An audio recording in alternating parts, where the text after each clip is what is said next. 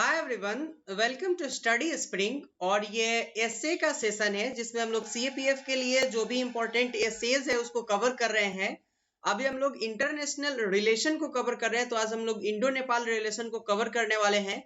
Before to begin, अगर आपने channel को सब्सक्राइब नहीं किया है तो प्लीज चैनल को सब्सक्राइब कीजिए, वीडियोज को लाइक कीजिए और जितना हो सके शेयर कीजिए, क्योंकि अभी इस चैनल को आपके सपोर्ट की जरूरत है। तो चलते हैं अपने टॉपिक के तरफ, जो है इंडो नेपाल रिलेशन। तो आज का जो अपना है टॉपिक वो इंडो नेपाल रिलेशन से है। एट प्रेजेंट में ये इंपॉर्टेंट हो गया है क्योंकि नेपाल के साथ अपने देश का रिलेशन अभी अच्छा नहीं चलता हुआ दिखाई दे रहा है, तो इसको कवर करना जरूरी है। क्योंकि जो करंट से रिलेटेड टॉपिक होते हैं इंटरनेशनल, वो एक टॉपिक आपका एग्जाम में एसेज में पूछ लिए जाते हैं, तो आज हम लोग इसी को कवर करने वाले हैं। तो अभी जो हम लोगों का एसेज का टॉपिक चलता है, जिसमें हम लोगों ने मैंने आपको पहले बताया है कि हम एसे कैसे लिख सकते हैं, तो वो आपको वीडियोस यहाँ पे मिल जाएंगे। और फिर एसेज, एक अच्छा एसेज लिखने के लिए स्टार्टिंग कैसा होना चाहिए, उसका बॉडीज कैसा होना चाहिए, फिर उसका कंक्लूजन कैसा होना चाहिए, सारे उस वीडियो में कवर कर चुके हैं। तो अभी हम लोग इंट्रोडक्शन के साथ इसका स्टार्टिंग करेंगे।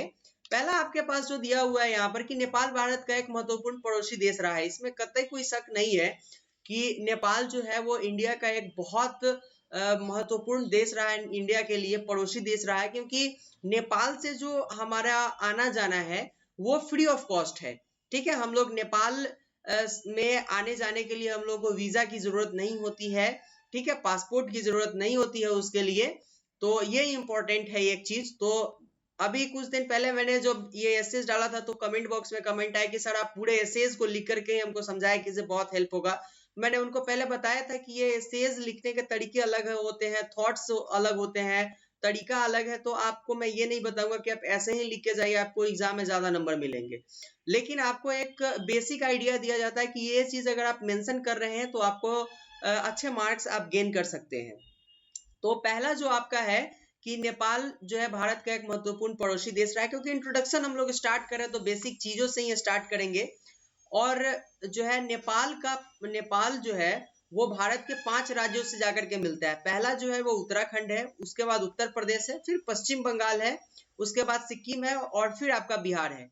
तो नेपाल जो है वो इंडिया के 5 राज्यों से जाकर के मिलता है। काफी इंपॉर्टेंट है, इसलिए इंडिया के साथ साथ इंडिया के जो स्टेट है उसके लिए भी नेपाल काफी इंपॉर्टेंट है। क्योंकि यहाँ ये शेयर करता है अपना जो बॉर्डर है वो उत्तराखंड, उत्तर प्रदेश, पश्चिम बंगाल, सिक्किम और बिहार के साथ, 5 राज्यों के साथ। ठीक है, दूसरी बात है कि अब अगर हम ये देखें कि नेपाल के साथ अभी हमारा संबंध खराब होता तो दिख रहा है, लेकिन पिछले कुछ सालों से नहीं, कुछ दशक से नहीं, बल्कि प्राचीन काल से ही नेपाल के साथ हमारा रिलेशन काफी बढ़िया रहा है। ठीक है, तो इसको हम ये नहीं बोल सकते हैं कि केवल राजनीतिक संबंध ही था, हमारा धार्मिक संबंध भी नेपाल के साथ रहा है। ठीक है, जब अशोक हुआ करते थे तो उन्होंने क्या किया था कि बौद्ध धर्म के प्रचार प्रसार के लिए वो और उनके बेटा दोनों आदमी नेपाल गए हुए थे। ठीक है, यह भी इंपॉर्टेंट है। प्लस बुद्ध का जो जन्म स्थान है लुम्बिनी, वो भी आपका नेपाल में ही है। तो यहाँ बोल सकते हैं कि नेपाल के साथ हमारा राजनीतिक और धार्मिक संबंध भी जुड़ा हुआ है, यह भी इंपॉर्टेंट फैक्ट है यहाँ पे।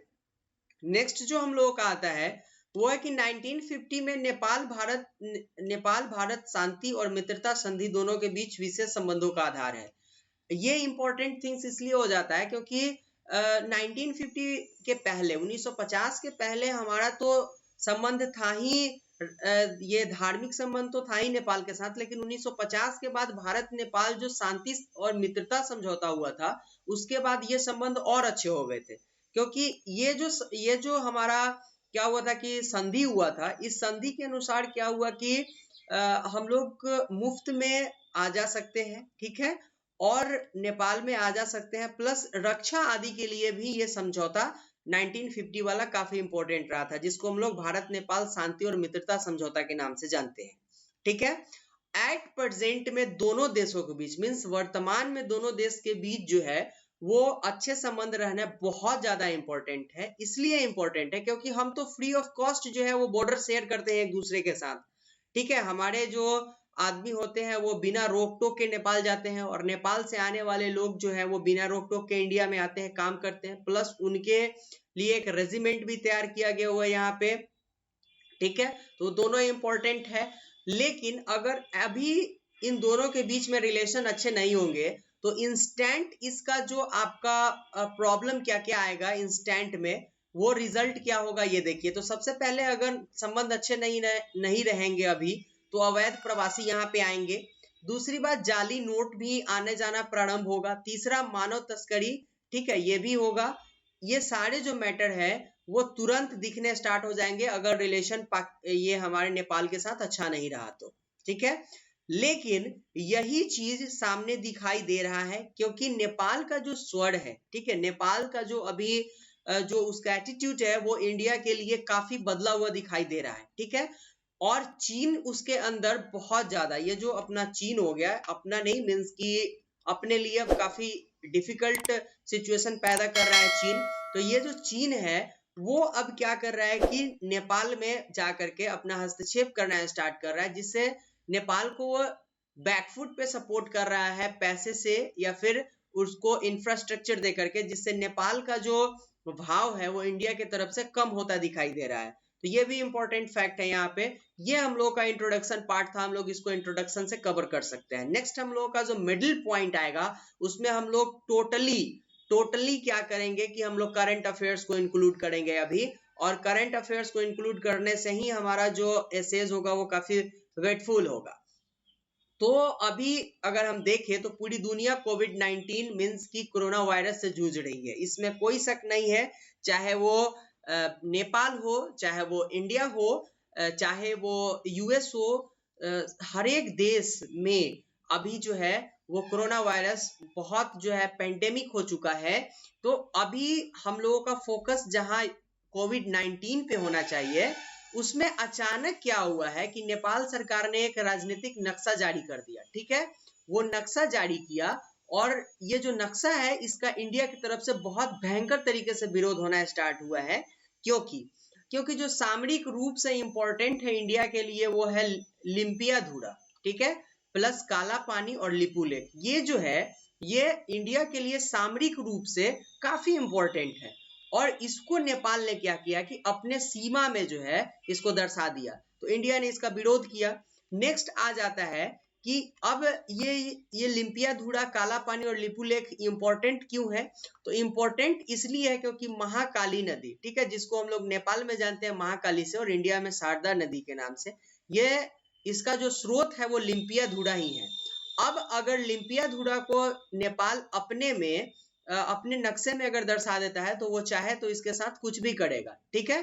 तो इसलिए लिम्पियाधुरा का जो शारदा नदी का जो स्रोत है वो लिम्पियाधुरा है। तो ये अगर नेपाल के पास चला जाए तो डिफिकल्ट होगा ये, और ये काफी गलत है क्योंकि वो चाहे तो शारदा नदी का पानी रोक भी सकता है या उसका जो रूट है वो चेंज कर सकता है, ठीक है। एट प्रेजेंट में जो लिम्पियाधुरा है वो उत्तराखंड में स्थित है और यही जो है वो काफी डिफिकल्ट सिचुएशन पैदा कर रहा है इंडिया के लिए, इसलिए इंडिया इसका विरोध कर रही है।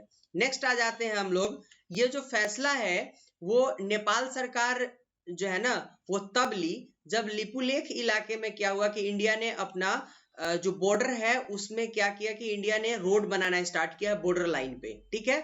तो इस बीच में क्या हुआ कि नेपाल ने इसको अपने एरिया में बताना स्टार्ट किया जो डिफिकल्ट है।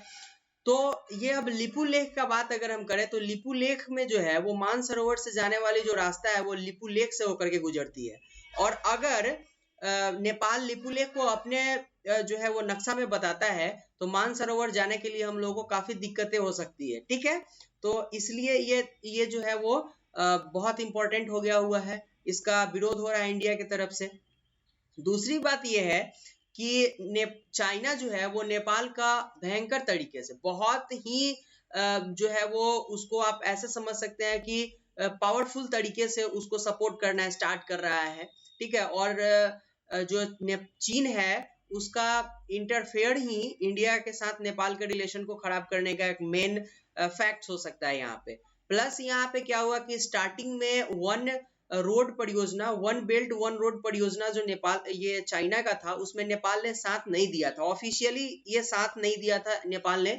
लेकिन क्या हुआ कि नेपाल ने अब जो है वन बेल्ट वन रोड परियोजना में जो है वो चीन की तरफ वो झुक रहा है और शायद वो चीन का हेल्प करना स्टार्ट कर दिया है। तो ये सारे मैटर जो है वो कहीं ना कहीं से इंडिया और नेपाल के बीच में खटास पैदा कर रही है, क्योंकि इंडिया कभी नहीं चाहता है कि नेपाल जो है one belt one road mission में उसका हेल्प करे। ठीक है, नेक्स्ट आ जाता है हम लोगों का, ये दोनों देश के बीच में जो है इंडिया और नेपाल के बीच में जल को लेकर के मीन्स पानी को लेकर पिछले कई वर्षों से विवाद चले आ रहे हैं। ठीक है, क्योंकि कोसी नदी जो है अपना ये बिहार वाले एरिया में बहती है ये, और नेपाल में है। नेपाल में क्या हुआ कि ये कोसी नदी पर बांध बनाने के लिए बहुत दिनों से भारत सरकार जो है वो कोशिश कर रही है, लेकिन नेपाल इस पे सहमति नहीं लेता है, सहमत नहीं होता है इस पे नेपाल। और इसके एवज में बिहार को क्या भुगतना पड़ता है, तो बिहार का एक बहुत बड़ा हिस्सा जो है वो हर एक साल बाढ़ के चपेट में आ जाता है। तो पिछले कुछ सालों से पिछले कुछ अरसे से जो जल का विवाद चल रहा है वो भी इन दोनों के बीच में जो है वो क्या हो रहा है कि एक खटास भरे रिश्ते का कारण बनते हुए आ रहा है। तो ये फैक्ट्स जो है ये इंपॉर्टेंट होंगे रिलेशन में अगर इसको मेंशन करेंगे हम लोग तो।